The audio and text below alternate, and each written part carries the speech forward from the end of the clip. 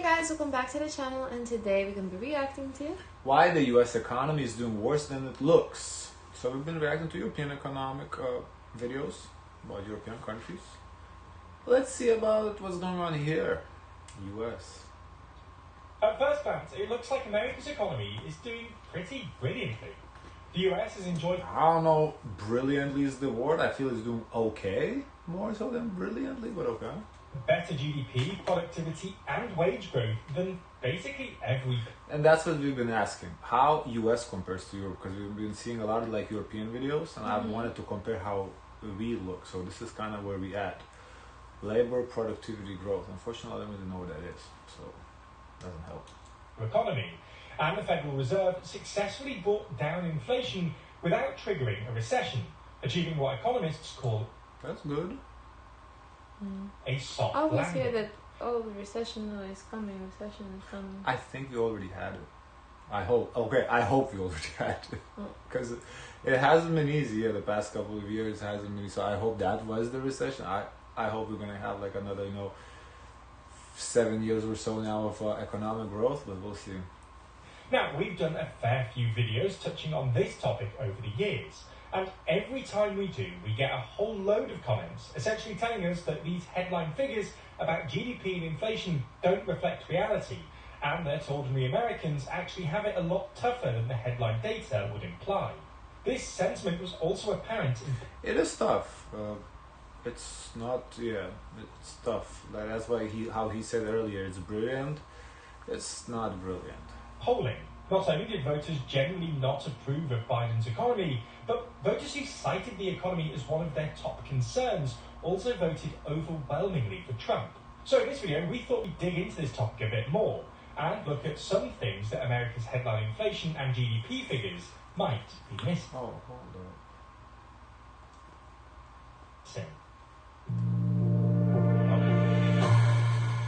Before we start, if you haven't already, please consider subscribing and ringing the bell to stay in the loop and be notified when we release new videos.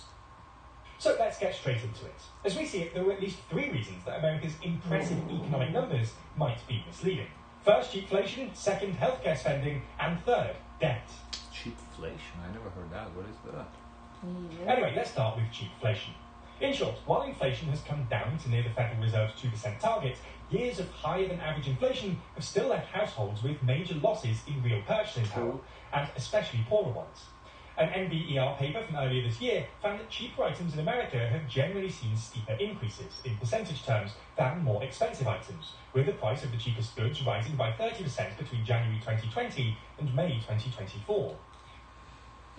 I think that's about a fair assessment, 30%. I think that's pretty accurate. In comparison to what from 2020, from 2020, same product with 2020, pre-COVID, and to now, 30% is. I think that's about a fair. Because for example, the crackers I buy before COVID, when I first started buying, it was $5.99. Now it's $9.99. That's more than 30%. And that's just one thing. I bring it up because I noticed the price increase, and it kept increasing. It went from $5.99 to, I think it was $7.49. It's a box of peanut butter crackers. You get 30 in a box. 40 in a box. 40 in a box. Yeah, 40 packages in the box. It's still competitive in the market. That it's the most affordable item, but it used to be way less than what I'm just saying. It was $5.99. It went at $7.49, $8.99, and I think now it's at $9.99. And at what point will you stop buying it? When it says what? I don't think I will, because alternatives will go up either. So it's not that I don't really have an option. A choice. But so basically, that's in 4 years it went up by almost nearly double. Like it was like about 40%. It's a lot. This compares to a 26% increase across the board, and just a 22% increase for the most expensive goods. This phenomenon has picked up the nickname cheapflation, and it's actually pretty widespread.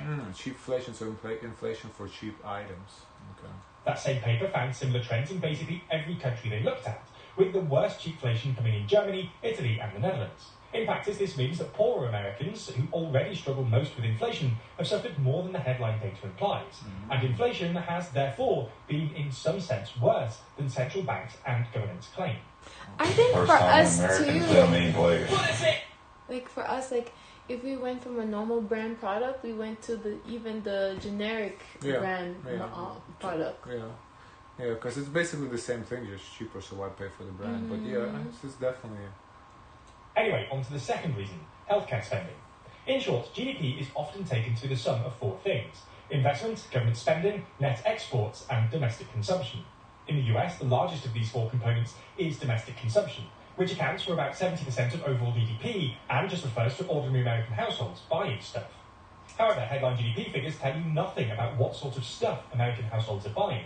And when you dig into the data a bit more, it becomes clear that a lot of this headline GDP growth is being driven by increased healthcare spending.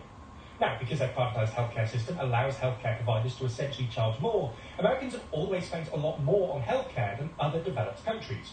For context, healthcare spending accounts for something like especially before when they added the requirements you must have it. Now, let's say maybe $300. If you have a family, let's say $300 that you would put into bills or your other daily expenses goes now only to health, and you have to have it.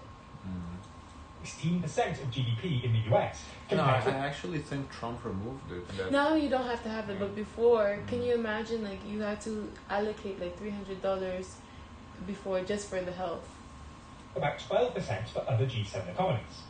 Similarly, to be fair, good employers do provide that, but once again, we're talking about the poorer people that work more like hourly jobs. Those typically don't provide health insurance. It's more so the advanced salary jobs that provide health insurance. A lot of Americans' recent consumption-led GDP growth has been driven by an especially sharp increase in healthcare spending, which now accounts for something like 27% of household spending, making it the biggest single drain on Americans' personal finances. This healthcare boom has also padded out the jobs numbers. For context, commentators and analysts have been constantly impressed by the number of jobs being created in the US at the moment, and it's something the Biden administration has regularly trumpeted as proof of America's booming economy. It's also like the jobs that are created that are subcontracted, so they don't even have the requirement to give you health care. You have to figure it out on your own. However, while it's true that the jobs numbers have been good, something like 40% of all these jobs have come from the healthcare sector. Now, not all healthcare spending is necessarily bad, but the disparity between that American healthcare spending and American outcomes, America has, for instance, the lowest life expectancy in the developed world, suggests that this system is at least deeply inefficient, and it's probably not an unalloyed good that Americans are spending more and more on healthcare, even if it drives up GDP. Anyway, let's move on to the third reason, debt. Again, the issue here is that headline GDP data doesn't tell you how the increased spending is being funded, and there's some tentative evidence that it's being funded by American households taking out unsustainable amounts of debt. The best evidence for this is that credit card delinquencies, i.e. the number of people failing to pay back their credit card debt, have risen to a decade high, and are now reaching levels last seen in the aftermath of the 2008 financial crisis. More generally, the overall amount of debt held by US households is now at a record high of nearly $18 trillion. Around $13 trillion of that is in the form of mortgage debt, and the remaining $5 trillion or so is mostly student loans, credit cards, and auto loans. Given there are around 127 million households in the US, this implies that the average household now has something like $140,000 in debt. Again, in the same way that not all healthcare spending is bad, not all debt is bad, and there are clearly times when it makes sense for households to borrow. Right, and mortgage debt is not bad, it's a good debt, but the other debt, not necessarily. However, the rise in bankruptcies suggests that, again, America's debt-fueled spending is not an unalloyed good, even if it drives up GDP. Something similar is arguably also happening with government spending. As we mentioned a second ago, government spending is one of the four components of GDP, and increased government spending has been a big contributor to America's overall GDP growth. However, instead of being funded via taxes, which would essentially represent a rebalancing of America's GDP away from consumption towards government spending, this new spending has been mostly funded by borrowing, which is why America's deficit has ballooned to about $2 trillion, representing 7% of GDP. Again, while not all government borrowing is bad, and the European experience suggests that tax-funded austerity can be self-defeating if it ends up undermining growth, the fact that neither Trump nor Harris has any real sense of how they were going to bring down the deficit suggests that it might not be sustainable in this case. All in all, there are clearly ways in which America's headline GDP figures flatter its real economy. Now, to be clear, America has still outperformed other developed economies over the past few years, and American voters' perspectives on the economy have indeed been distorted by partisan sentiments and America's uniquely polarised media landscape. Today, for instance, whether Americans think the economy is doing well or badly depends almost entirely on whether or not their preferred party holds the presidency, and Democrats and Republicans set. That's interesting statistic. Depends which is your party that. Because if Biden is in office, Democrats saying, oh, he's doing good. And the other Republican, that's so interesting. You see that it reflected in what was the priority of the voters. Yeah, in the economy, list. yeah. But that's so interesting. That's wild statistic. How do you even explain that? I feel like it's called like sour grapes. Is the saying that you can want this, but since it's out of reach for you and someone else have it, you say, oh, it's not even that great anyways. I guess. Hence, how the economy is doing have already started reversing since Trump won, despite the fact that he hasn't even taken office yet. Yeah, I was going to say that. So he hasn't taken office yet, and then you see people saying, oh, the what do you call it? The stock market is doing well. Yeah. That's because of Trump.